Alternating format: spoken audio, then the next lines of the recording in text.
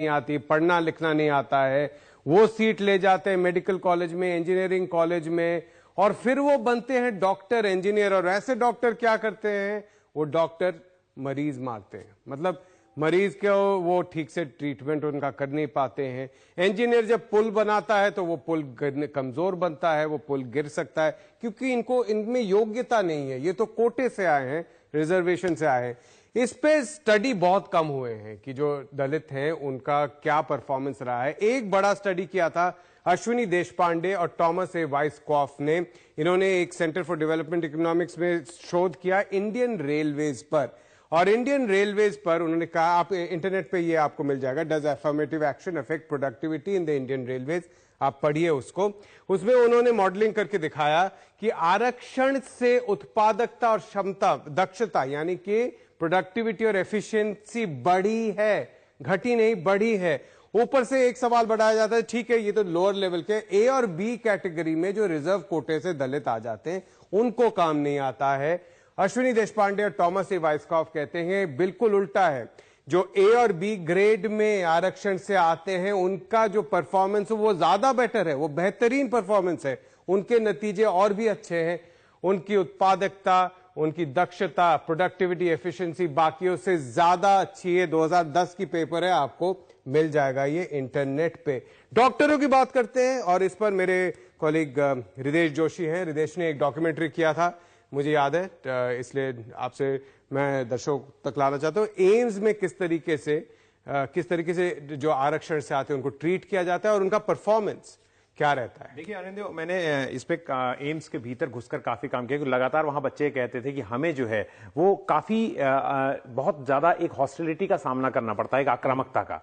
और जब भी वहां एजिटेशन होता था, आंदोलन आपको याद है अर्जुन सिंह के वक्त में ओबीसी के लिए हुआ था, तब भी दलितों को खासतौर से टारगेट बनाया गया। हाँ। अगर जो लोग जानना चाहते हैं तो मैं रेकमेंड करूंगा कि उन्हें गूगल पर जाकर, हमने तो जो डॉक्यूमेंट्री की थी, लेकिन गूगल पर एक डॉक्यूमेंट्री है जिसका नाम है डेथ ऑफ मेरिट। हाँ। उसमें जाके आप देखेंगे 3 मार्च 2010 को बालमुकुंद भारती जो डॉक्टर थे, जो पढ़ रहे थे, उन्होंने आत्महत्या कर ली थी। और वो केस बहुत उछला था, लेकिन उसमें इंसाफ भले ही ना मिला हो, लेकिन उसने साबित किया कि उनको कितना ज्यादा प्रताड़ित किया गया। लेकिन एम्स के भीतर जाकर मेरा पर्सनल अनुभव रहा है, जब मैं देख रहा था, मेरे खुद पिता का इलाज चल रहा था वहां, तो मुझे बड़ा डर लगा, क्योंकि सारी टीम जो थी, जो इलाज कर रही थी डॉक्टर्स की, वो सारे के सारे दलित थे। प्रोफेसर हमारे दिमाग में किस जहन में इस तरह से पता है। तो प्रोफेसर राजेंद्र प्रसाद की टीम है जो वहां डॉक्टर है, उन्होंने कहा कि उनकी टीम इलाज कर रही थी और बहुत ही क्रिटिकल केस था। डॉक्टर ने कहा था इसमें कोई चांस नहीं है, कोशिश करके आप देख लीजिए। उन डॉक्टर से मैंने बाद में पूछा, जब मेरे फादर ठीक हो गए, कि आप एक ही टीम में क्यों काम करते हैं डॉक्टर राजेंद्र प्रसाद के साथ। उन्होंने कहा जो बात आप अभी कह रहे थे कि अगर हम बाहर काम करेंगे,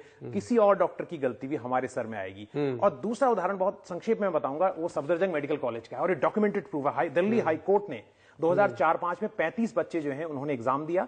2010 तक वो लगातार उसमें से 25 फेल होते रहे एक ही सेमेस्टर में। उसके बाद दिल्ली हाई कोर्ट ने कहा कि इनका एक न्यूट्रल जगह पे एग्जाम कराया, न्यूट्रल फैकल्टी इनकी कॉपी चेक करे, सबके सब पास हो गए। तो उसमें डॉक्टर भालचंद मुंगेकर जो है, जो वाइस चेयरमैन, जो प्लानिंग कमीशन में थे और बाद में एमपी भी रहे, उनकी पूरी की पूरी रिपोर्ट है। और उन्होंने उसमें, आप पढ़ेंगे, हैरान करने वाली रिपोर्ट है, कितना ज्यादा उनको प्रताड़ित किया गया, ये प्रूफ करने के लिए कि ये इनएफिशिएंट होते हैं जो आप कह रहे हैं, उनको फेल किया गया डेलिबरेटली, वो डॉक्यूमेंटेड है। और हाईकोर्ट के कहने के बाद उनका कैंट में एग्जाम हुआ और वो सारे के सारे बच्चे पास हुए।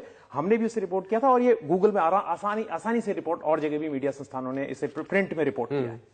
मैं एक दर्शकों से ये सवाल करूंगा, क्योंकि बहुत सारे दर्शक ये सोचते हैं, हमारे जहन में घुस जाता है जिस तरीके से प्रचार होता है, कि क्या आप जब किसी डॉक्टर के पास जाते हैं, बहुत जगह बताया जाता है अरे ये तो कोटे से आया डॉक्टर, सरकारी अस्पतालों में तो ये ठीक से इलाज नहीं करेगा, कोई दूसरा डॉक्टर देख लेते। आपने कहा कि आपको भी ऐसा, मुझे पहली बार में ऐसा लगा। हाँ। क्योंकि लेकिन मेरा सारा वहां जाके जो भ्रम था वो टूटा, क्योंकि हाँ। नर्सेस ने भी बताया, डॉक्टर्स ने कहा कि नर्सेस जो हैं ये भी इतनी डरी रहती हैं, अगर जरा भी गलत इंजेक्शन लगा, पेशेंट ने दर्द भी की भी अगर शिकायत तो कहेंगे कि तो कोटा से आए, यही होता है, कहते ही हैं, उसके बाद भी कहते हैं। मैं एक सवाल दर्शकों से कहूंगा कि जब आप अस्पताल जाते हैं, आप क्या डॉक्टर से पूछते हैं कि उन्होंने कितनी कैपिटेशन फी दी थी मेडिकल कॉलेज में घुसने के लिए, कौन से मेडिकल कॉलेज से होकर आए हैं, कौन सा पुल लगाया उन्होंने घुसने के लिए, किस प्रिविलेज के चलते उनको बड़े अस्पताल में डॉक्टर का रोल मिला, नौकरी जल्दी मिला, ये कोई नहीं पूछता। अगर आपके पास समय है तो एक छोटी सी बात और कहता हूं, यही डॉक्टर जो एम्स जैसे